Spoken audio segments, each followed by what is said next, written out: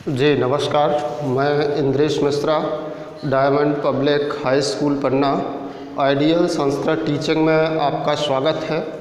बच्चों, class 9th आज हम देखेंगे पंचमः पाठः सूक्ति मौक्तिकम का अभ्यास कार्य। अभ्यास कार्य में आपके जो प्रश्न हैं वो उनके उत्तर सामने लिखे हुए हैं, क्रम से देखिएगा आप। सर्वप्रथम एक पदेन प्रश्नों के उत्तर। वित्ततः क्षीणः कीदृशः भवति, धन से क्षीण हुआ कैसा होता है। अक्षीणः अर्थात धनहीन नहीं होता। धन से हीन कैसा होता है, धनहीन नहीं होता। दूसरा प्रश्न है कस्य प्रतिकूलानि कार्याणि परेषां न समाचारे, किसके प्रतिकूल आचरण दूसरों के साथ नहीं करना चाहिए। आत्मनः यानी कि स्वयं के प्रतिकूल आचरण दूसरों के साथ नहीं करना चाहिए। तीसरा प्रश्न है कुत्र दरिद्रता न भवेत्, कहाँ दरिद्रता नहीं होती है। उत्तर है इसका प्रिय वाक्य प्रदानेन, प्रिय वाक्य बोलने से दरिद्रता नहीं होती। वृक्षाः स्वयं कानि न खादन्ति, वृक्ष स्वयं किनको नहीं खाते हैं। उत्तर है फलानि, वृक्ष स्वयं अपने फलों को नहीं खाते हैं। अगला प्रश्न है का पुरा लघ्वी भवति, कौन पहले छोटी होती है। कौन सी चीज़ पहले छोटी होती है और बाद में बढ़ती जाती है। उत्तर है इसका सज्जनानां मैत्री, सज्जनों की जो मित्रता है पूर्व में तो छोटी होगी लेकिन बाद में बढ़ती चली जाती है। इस प्रकार से ये एक पदेन प्रश्नों के उत्तर थे। इसके बाद आएंगे आपके पूर्ण वाक्यन उत्तर, अर्थात एक वाक्य में यत्नेन किम रक्षेत वित्तम व्रतम व, प्रयत्न पूर्वक किसकी रक्षा करनी चाहिए, चरित्र की या धन की। उत्तर है यत्नेन व्रतम रक्षेत, यत्न पूर्वक चरित्र की रक्षा करनी चाहिए।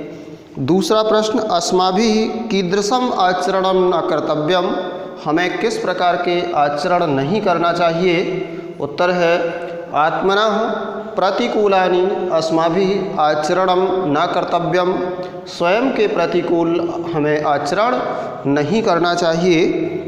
जंतवः केन तुष्यन्ति, जंतु प्राणी किससे प्रसन्न होते हैं। जंतवः प्रिय वाक्य प्रदानेन तुष्यन्ति, प्राणी प्रिय वाक्य बोलने से प्रसन्न होते हैं।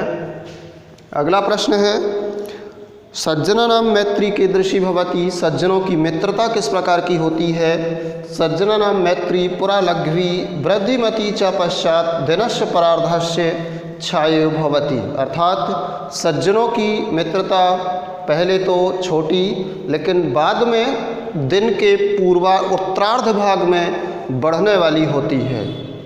इसके पश्चात अगला प्रश्न है सरोवराणां हानि कदा भवति, सरोवरों की हानि कब होती है। मरालयः सह विप्रयोगः सरोवराणां हानि भवति, अर्थात हंसों की वियोग के पश्चात सरोवरों की हानि होती है। हंसों से जब वियोग होता है सरोवर का, तालाबों का, तब तालाबों की सुंदरता घटती है। अगला प्रश्न है तीसरा, सही जोड़ियां मिलाने का। आस्वाद्य तोयाह का नंबर में है, इसको मिलाना है आपको तीसरे से ख नंबर को मिला देंगे चौथे नंबर से, ग नंबर को मिलाएंगे एक नंबर से और घा को दूसरे नंबर से मिलाना है। इसके बाद आएगा आपका प्रश्न क्रमांक 4 अधोलिखितयोः श्लोकद्वयोः आस्यम हिंदी भाषया आंग्ल भाषा व लिखत, नीचे लिखे हुए दो श्लोकों का आशय हिंदी अथवा अंग्रेजी भाषा में लिखो। दोनों श्लोकों का आपको हिंदी भाषा में अर्थ हिंदी अनुवाद पढ़ाया गया था, वहाँ से सुन करके लिख लेना है।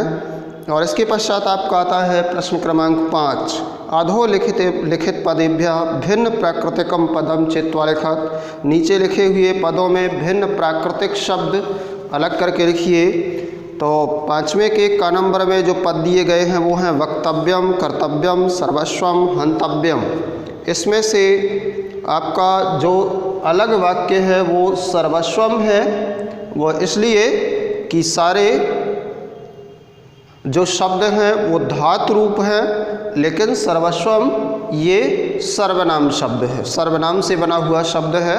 बाकी के जो शब्द हैं वो धातु रूप हैं।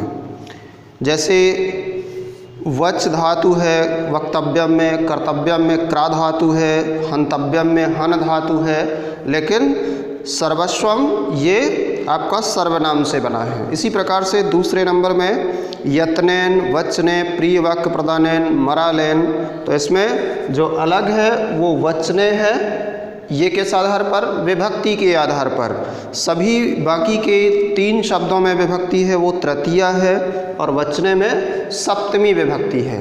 इसके पश्चात आएगा आपका ग नंबर श्रूयताम, औदार्यताम, धनवताम, क्षम्यताम, तो इसमें धनवताम जे अलग है क्योंकि बाकी के इसमें भी धातुओं से बने हुए शब्द हैं और ये धातु से बना हुआ शब्द नहीं है, ये शब्द रूप से बना हुआ है, बाकी के सारे धातु रूप से बने हुए हैं।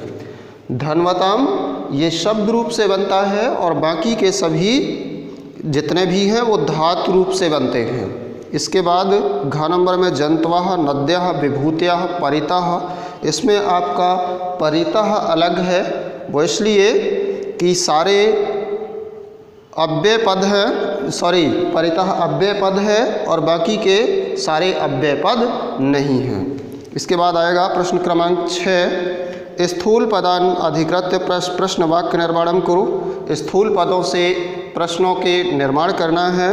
वृत्ततः स्थूल पद है, इसके स्थान पर लिखना है आपको कस्मात और बाकी का पूरा वाक्य लिखने के पश्चात प्रश्नवाचक चिन्ह लास्ट में लगा देना है। ख नंबर में धर्म सर्वस्वम श्रुत्वा औदार्यताम, स्थूल पद है धर्म सर्वस्वम, इसके स्थान पर लिखेंगे किम और बाकी का पूरा वाक्य और फिर क्वेश्चन मार्क लगाना है। तीसरा वृक्षाय फलम न खादंती, वृक्षा है स्थूल पद है, उसके स्थान पर लिखना है के और पूरा वाक्य लिख के प्रश्नवाचक चिन्ह लगाना। लास्ट का है खला नाम मैत्री आरंभ गुरुवी भवती, खला नाम के स्थान पर लिखना है के शाम और अंत में क्वेश्चन मार्क लगाना। 7वां प्रश्न है वाक्यों को लोट लकार में परिवर्तित करके लिखना है। नद्याः अश्वत्थ तोयाः सन्ति, सन्ति का लोट लकार होगा संतु और पूरा वाक्य लिखना है लास्ट में संति के स्थान पे संतु लिखना है। दूसरा सह सदैव प्रिय वाक्यम वदति, वदति के स्थान पे लिखोगे वदतु लोट लकार में और बाकी का पूरा वाक्य जैसा है वैसे ही उतारना है। ग नंबर में समाचरसी के स्थान पे लिखना है समाचर लोट लकार में और बाकी का पूरा वाक्य जैसा है वैसे ही लिखना है। ते व्रतम यत्नेन संरक्षन्ति, संरक्षन्ति को लिखना है संरक्षन्तु और लास्ट में अहम परोपकाराय कार्यम करोमि, करोमि को लिखना है कर्माणि और बाकी का पूरा वाक्य जैसा है वैसे ही उसको उतार देना है। इस प्रकार से आपका ये सूक्ति मौक्तिकम का अभ्यास कार्य था, पूरा आप इसको फेयर कॉपी में करेंगे और इसके बाद फिर आप तैयार रखेंगे षष्ठः पाठः भ्रांतो बालः के शब्दार्थ। आपको इस पाठ का हिंदी अनुवाद अगले दिन पढ़ाया जाएगा। आज के लिए इतना ही, कल मिलते हैं, धन्यवाद।